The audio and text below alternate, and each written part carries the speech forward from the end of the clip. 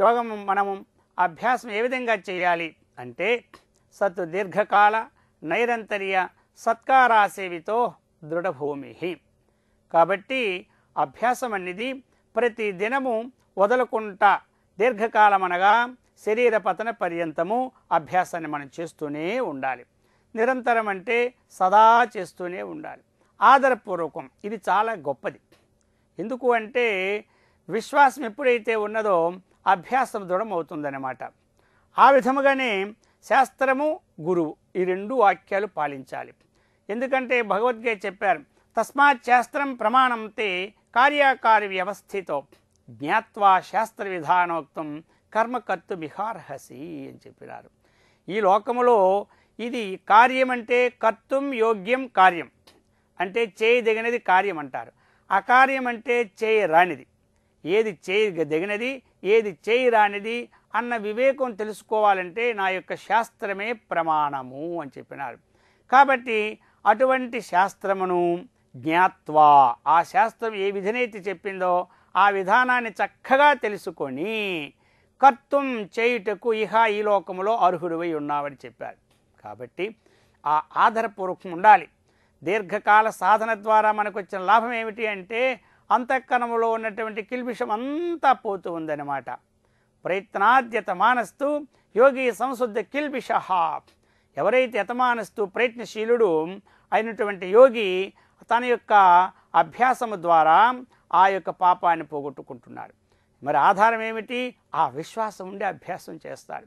ఏదైనా ఒక వ్యాపారం చేశాడు అంటే ఒక విశ్వాసం ఉంటుంది కదా, ఈ వ్యాపారం చేస్తే ఇంత లాభం నాకు వస్తుందనే విశ్వాసం ఉంటుంది. కాబట్టి అతడు చక్కగా ఏమి తూచా తప్పకుండా శ్రద్ధతో చేస్తూ ఉంటారు. అలాగనే ఒక గొప్ప చదువుకున్నారంటే ఈ చదువు అయిన తర్వాత దీని ఫలితం నాకు లభిస్తుంది అనేటువంటి విశ్వాసం ఉండబట్టే చేస్తూ ఉన్నారు. ఇప్పుడు వ్యవసాయదారుడు పని చేస్తూ ఉన్నారు. ఈ పంట పండిన తరువాత చక్కగా సంవత్సరం అంతా నాకు ఈ ధాన్యం సరిపోతున్నాయన్నటువంటి విశ్వాసం ఆయనకు ఉందన్నమాట. పండిన తర్వాత వస్తాయని, అందుకని రాత్రి పగలు పనిచేస్తూ ఉన్నారు. అలాగనే మనం చేసినటువంటి ఈ యొక్క యోగము కూడా ఈ యోగము ద్వారా ఆత్యంతిక దుఃఖ నివృత్తి పరమానంద ప్రాప్తి మనకు కలుగుతాదన్నటువంటి విశ్వాసము ద్వారానే మనం యోగంలో ప్రవేశిస్తున్నాం. లేకపోతే ప్రయోజనం అనుద్దస్య మందోపి న ప్రవర్తతే. వినా ప్రయోజనానికి అజ్ఞాని కూడా ఒక పని చేయడు.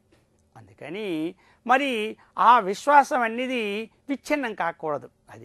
అది ఎప్పుడు విచ్ఛిన్నం అయిందో ఫలం అనేది మనకు రావడంలో కొంచెం విలంబం అవుతుందన్నమాట. తరువాత దాని ఎందు ఎప్పుడైతే విశ్వాసం తగ్గిందో ప్రయత్నం కూడా తగ్గిపోతుంది. ప్రయత్నం ఎప్పుడైతే తగ్గిందో దాని ద్వారా సాధన తగ్గిపోతుంది. అందుకని ఒక ఉదాహరణ ఎంత విశ్వాసమో, ఒకానొక ఊర్లో ఒక యోగి గారు ప్రతిరోజు భిక్షకు పోతూ ఉంటుంటారు. అతడు ఒక నది అవతలో ఒక చిన్న కుటీరం వేసుకుని ఉన్నాడు. ప్రతిరోజు భిక్ష గ్రామాంతరం పోతూ ఉంటుంటే ఆ గ్రామంలో ఒక మహాపతివ్రత సాధ్వీమని చూసి, ఏమండి స్వామిగారు ఈరోజు మా ఇంటికి భిక్షకు రండి అని పిలిచారు. వెళ్ళారు, భిక్ష చేసుకున్నారు. మీరు ఎక్కడున్నారండి అని అడిగారు. మేము నది యొక్క ఆ కినారంటే ఆ పక్కన ఉన్నామని చెప్పినారు. సరే, ఆ విధంగా అయితే ఒక పని చేయండి, మీరు రోజు గ్రామంలోకి రావద్దు, మీరు ఎన్ని గంటలకు భోజనం చేస్తారో చెప్పండి అన్నారు. నేను రోజు అమ్మ ఉదయం కాఫీ టిఫిన్ ఏమి చేయను, రాత్రికి కూడా భోజనం చేయను, కానీ ఒక్క పూట చేస్తాను, 10:30కి భోజనం ఉండాలన్నారు. అలాగనా స్వామివారు, నేను రోజు కూడా 10:30 తీసుకొచ్చేస్తాను భోజనం, మీరు ఇక్కడ రావద్దు, హాయిగా జపం చేసుకుని చెప్పారు. సరే, అమ్మగారు ప్రతిరోజు 10:30 తీసుకెళ్ళి భోజనం ఇచ్చేస్తూ ఉన్నారు. ఎలా? అక్కడ నది ఉంది, ఆ నదిలో దాటిస్తున్నారన్నమాట. ఒకరోజు ఏమైంది, నది మహాప్రవాహం వచ్చేసింది. ఈ అమ్మగారు వెళ్ళడం 10 గంటలకి వెళ్ళారు నది ఒడ్డుకి, కానీ ఆ ప్రవాహం ఆగేసరికి 11:30 అయింది. సరే, లాస్ట్కి 12 గంటలకు చేరుకున్నారు స్వామీజీ దగ్గరికి. అమ్మ ఎందుకు ఎంత ఆలస్యం అయింది చెప్పండి అన్నారు. అంటే స్వామివారు, ఈరోజు నది ప్రవాహంగా వచ్చింది, ఆ కారణం చేత రావడం లేట్ అయింది. అయ్యో, ప్రవాహం వస్తే మనకు అడ్డా, రామరామ అనుకుంటే చాలు కదమ్మా, ఆ నది నుంచి దాటిపోవచ్చు అని చెప్పినారు. ఓహో, స్వామివారు ఎంత మహామంత్రం చెప్పారు, ఈ మంత్రం ముందే చెప్పుంటే బాగుంది కదా, నాకు హాయిగా ఉన్నాం అని అనుకున్నారు. సరే, నది ప్రవాహంగానే పోతూ ఉంది. 1 గంట కూడా మళ్ళీ ఎక్కువైంది. వెంటనే స్వామివారు చెప్పిన మంత్రం రామరామ అనుకుని నదిలో దిగిపోయినారు. చూడండి ఆ విశ్వాసం, ఎంత విశ్వాసం ఆ సాధన ఏందో. వెంటనే దిగేసరికి నదిలో ములగలేదు, ఆ నదిలో పద్మాలన్నీ ఒకటి వచ్చి నది దాటిపోయారు. అయ్యో స్వామివారి సేవ ఎంత గొప్ప అమోఘంగా మనకి, ఎంత నదిలో నేను వచ్చేసాను, ఇక బట్టి రేపటి నుంచి ఇక నది పడవకి డబ్బులు కూడా మిగిలిపోయిన మహా సంతోషం. ఆ విధంగా ఇంటికి వచ్చారు. మరునాడు కూడా ఆ విధంగానే ఇచ్చారు. స్వామివారు అడిగారు, అమ్మ ఈరోజు ఎలా వచ్చారు? తమరు చెప్పిన దివ్య మంత్రం ఉంది కదా, ఆ మంత్రం ద్వారా వచ్చేసాను స్వామీజీ అన్నారు. సరే గొప్పగా చెప్పారు, చాలా బాగానే ఉందని చెప్పి, సరే ఆ అమ్మగారికి మనవడు ఉన్నాడు. ఆ మనవడికి ఏమైంది, ఒకానొక రోజునేమో అక్షరాభ్యాసం చేయవలసి వచ్చింది. అప్పుడు స్వామివారితో నిర్ణయించుకొని, స్వామీజీ శుక్రవారం నాడు పంచమి ఉదయం 11 గంటలకి, మా 10:30 పావుతక్కువ 11 గంటలకి మా మనవడికేమో అక్షరాభ్యాసం ముహూర్తం నిర్ణయించారు, తమరు తప్పకుండా వేయించేయాలన్నారు. వెంటనే స్వామివారు అన్నారు, వస్తానమ్మా అన్నారు. సరే వచ్చి ఆ రోజు అక్కడే భోజనం చేసుకుని వెళ్ళండి అని చెప్పారు. ఆ విధంగా ఎప్పుడైతే ఒప్పుకున్నారో స్వామివారు, వెంటనే ఆ దినము ఈ అమ్మగారు 9 గంటలకు వెళ్ళారు. నది ప్రవాహం వస్తూ ఉంది, నది మీద దాటి వెళ్ళిపోయారు. స్వామివారు బయలుదేరండి అన్నారు. స్వామివారికి ఇప్పుడు డౌట్ వచ్చింది, ఈ నది ఎలా ఉందమ్మా అంటే చాలా ప్రవాహంగా వస్తుందన్నారు. సరే కొంత అంతరంగ శిష్యుని పిలిచి రూమ్లోనికి వెళ్ళి, నది చాలా ప్రవాహంగా వస్తుందట కదా, అయితే నేను దాటిపోతే దాటిపోతా, నాకు కూడా ఆ ధైర్యం ఉంది, కానీ ఒక్క మాట నేను దాటలేకపోతే ఎట్లా మరి ప్రయత్నం, మునిగిపోయానంటే, అందుకని మన దగ్గర ఒక త్రాడు ఉంది కదా, ఒక 100 మీటర్లది, ఆ త్రాడు తీసుకురండి అన్నారు. సరే ఏం చేయాలి గురువుగారు అంటే, ఆ త్రాడు నా మొలకేసి కట్టండి, ఒకవేళ అదృష్టవశాత్తు నేను పోతాను, నాకు ధైర్యం ఉంది నది మీద, ఒకవేళ మునిగిపోయినట్టుకో వెంటనే తాడు పెట్టి వెనక్కి లాగండి అన్నారు. చూసినారా, ఎవరు గురువుగారు. కానీ గురువుగారు చెప్పిన మాట విశ్వాసం ఉంచి శిష్యురాలు మాత్రం రోజు నడి మీద వెళ్ళి వస్తుంది, కానీ గురువుగారు డౌట్ తీరలే. వెంటనే అమ్మగారు బయలుదేరారు, నది మీద అడుగు పెట్టారు, బయటికి వెళ్ళిపోయారు. సరే గురువుగారు ఎంతవరకు వెళ్ళారు, ఎంతవరకు అయితే కాళ్ళు అందినాయి అంతవరకు వెళ్ళారు, అక్కడి నుంచి మునిగిపోతున్నారు. అప్పుడు శిష్యులు వెనకని తాడు పట్టుకొని తీసేసినారు. చూడండి, అందుకని వారు ఎలాగున్నారు, వీరు ఎలాగున్నారో వద్దు, విశ్వాసం అనేది ఉన్నదా తప్పక మనం తరించిపోతాం. అందుకని విశ్వాసం ఉండాలి, అది విశ్వాసం. లేదనుకోండి, అశ్రద్ధ పరమం పాపం, శ్రద్ధ పాప ప్రమోచని, జహాతి శ్రద్ధావాన్ సర్పో జీర్ణామివత్వచం. శాస్త్రం చెప్పింది, అశ్రద్ధ పరమం పాపం, అవిశ్వాసం. ఆ విశ్వాసం లేనిది ఏం చేస్తుందంటే మహాపాపాన్ని తీసుకొస్తుంది అన్నమాట. అంటే ఏమిటి, ఆ యొక్క ఫలితాన్ని పొందలేకపోతున్నాము, ప్రత్యవయ దోషాన్ని పొందుతూ ఉన్నాం. కాబట్టి అశ్రద్ధ పరమం పాపం, శ్రద్ధ విశ్వాసం అనేది పాప ప్రమోచిని, పాపాన్ని చక్కగా ప్రక్షాళన చేసేస్తుంది అన్నమాట. ఎలా చేస్తుందో చెప్పండి అంటే చెప్తున్నారు ఒక ఉదాహరణ లోకములో, జహాతి శ్రద్ధావాన్, శ్రద్ధావాన్ పాపం జహాతి, శ్రద్ధ కలవాడి పాపాలన్నీ పటాపంచలైపోతాడు. ఎట్లా అండి ఉదాహరణ అంటే, సర్పో జీర్ణమివత్వచం, ఒక సర్పం ఉంది, అదేం చేస్తుంది, జీర్ణమైనటువంటి తన శరీరాన్ని విడిచిపెట్టి ఎలాగైతే పోతుందో, ఇప్పుడు మనం అంటే ఒక కోటు తీయాలంటే ఆ బటన్స్ తీసి మనం తీసి పక్కన పెట్టాలి మన శరీరం మీద. అలాగనే పాము అనేది తన శరీరం మీద ఉన్నటువంటి కుబుసాన్ని విడిచినప్పుడు ఏ ప్రయత్నము చేయదు, తాను పోతూనే ఉంటుంది, తనకు తెలియకుండా ఆ కుబుసం అక్కడ ఉండిపోతుంది. అది విశేషమన్నమాట. అందుచేత ఆ విధంగా పాము ఎలాగైతే అప్రయత్నంగా తన కుబుసాన్ని విడిచిపెడుతుందో, శ్రద్ధగల వాడి పాపాలన్నీ అప్రయత్నంగా పోతాయని శాస్త్రం చెబుతూ ఉంది. అందుకని ఈ విధముగా చెప్తున్నారు, శ్రద్ధావాన్ లభతే జ్ఞానం.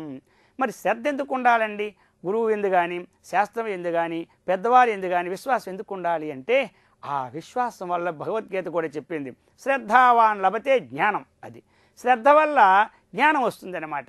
మరి జ్ఞానం వస్తే ఏమి లాభం అండి అంటే, జ్ఞానాన్ముక్తి.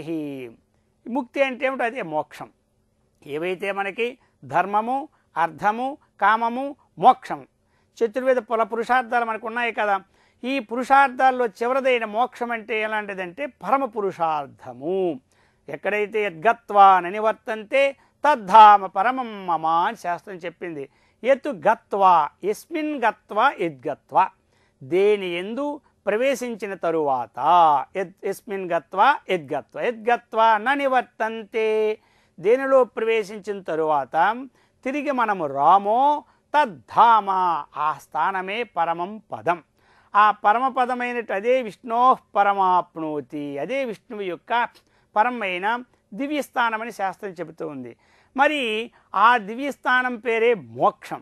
ఆ మోక్షం కలగాలి అంటే మనకేమిటి, జ్ఞానం కలగాలి. జ్ఞానం కలగాలంటే ఏముండాలి? విశ్వాసం ఉండాలి. అది అన్నమాట. ఇక్కడి నుంచి దీనికి లింక్స్ అన్నమాట. ఎప్పుడైతే శ్రద్ధ ఉందో శ్రద్ధ వల్ల జ్ఞానం వస్తుంది, జ్ఞానం వల్ల మోక్షం కలుగుతుంది. మోక్షం వస్తే ఏమి లాభం అంటే ఆత్యంతిక దుఃఖ నివృత్తి నశిస్తుంది అన్నమాట. ఇప్పుడు మనకి ఎప్పుడైతే జ్ఞానం కలిగిందో అజ్ఞానం పడాపంచలైపోతుంది. అజ్ఞానం ఎప్పుడు పోయిందో అహంకారం పోతుంది. అహంకారం ఎప్పుడు పోయిందో రాగద్వేషాలు పోతాయి. రాగద్వేషాలు ఎప్పుడు పోయిందో కర్మ లేదు. కర్మ లేకపోతే జన్మ లేదు. జన్మ లేకపోతే శరీరం లేదు. శరీరం లేకపోతే దుఃఖాలు లేవు. ఇదే అన్నమాట. ఈ విధంగా ఆధ్యాత్మిక చెప్తున్నాడు. మన దుఃఖాలకి కారణం ఏమిటి? కర్మ. జన్మ. జన్మ కారణం ఏమిటి? కర్మ. కర్మ కారణం ఏమిటి? రాగము ద్వేషం. రాగమున్నా కర్మ చేయాలి, ద్వేషమున్నా కర్మ చేయాలి. రాగం కర్మ ఏమో పుణ్యఫల ప్రాప్తి వస్తూ ఉంది. దానివల్ల మనకి ద్వేషకర్మ వల్ల పాపఫల ప్రాప్తి వస్తుంది. కాబట్టి ఈ విధముగా దీనివల్ల ఏమవుతుంది? మనకి అహంకారం. ఆ అహంకారము అజ్ఞానాన్ని ఉత్పత్తి చేస్తుంది. కాబట్టి అజ్ఞానం ఉంటేనే అహంకారం వస్తుంది. ఒకదానికొకటి లింక్స్. ఎలాగంటే ఒక నూతిలో ఒక కుక్క పడిపోయింది. అది పడిపోయేటప్పుడు ఏమైంది? ఆ కుక్క అందులో చనిపోయేటప్పుడు ఆ గ్రామస్తులందరూ చూడలేదు, నీళ్ళు తెచ్చుకున్నారు. నీళ్ళు తెచ్చుకొని త్రాగుతూ ఉంటే వాసన వస్తుంది. అది అధికారి తయారు చేశారు. అధికారికి ఎప్పుడైతే తెలియజేస్తే అతను ఏం చేశాడు? ఒక పంపు పెట్టి నీళ్ళల్లో తోడించి వేసేసాడు. రేపటి నుంచి మరి మీకు వాసన రాదని ఒక దండోర వేయించాడు. మర్నాడు వీరు వెళ్ళి తెచ్చుకున్న వాసన పోలే. ఎందుకు పోలేదు?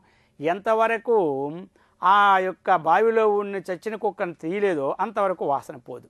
అలాగనే మన హృదయాకాశంలో ఎంతవరకైతే అజ్ఞానం తీయలేదో అంతవరకు మనకి ఈ వాసనలు పోవు.